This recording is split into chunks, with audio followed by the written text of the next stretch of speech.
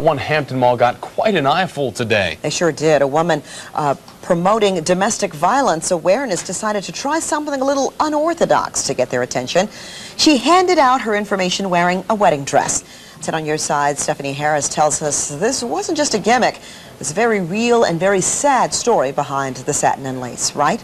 Well, that's right. And there is no doubt that seeing a woman dressed like this in a mall will catch your eye. But you may want to reach for a Kleenex to wipe that eye when you hear why. See, she's walking from New York to Miami to mark the 2nd anniversary of a woman shot to death on her wedding day.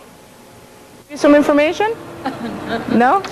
Josie Ashton raises eyebrows wherever she goes. Oh, I read the thing on the front of a bride shot dead. I'm like, The bride shot dead was Gladys Rickert from New Jersey. She was shot minutes after that picture was taken, and basically what it is, her ex-boyfriend shot her because he couldn't deal with the idea that she was leaving him.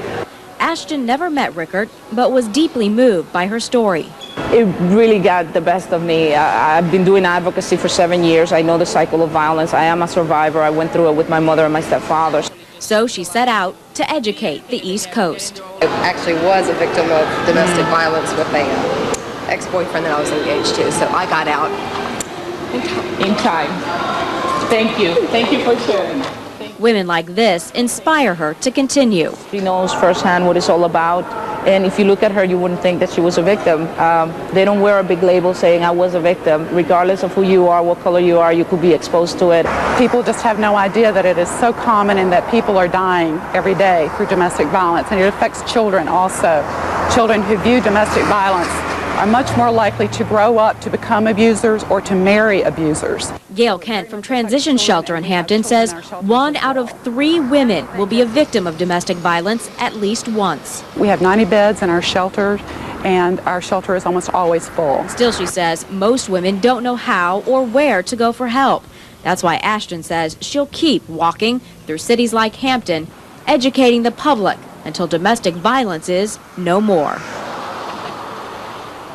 Now, the Hampton shelter hopes that next year it will get 100 women at least dressed in wedding gowns to march for awareness right here. Alvita? Very powerful situation. Thanks a lot, Stephanie.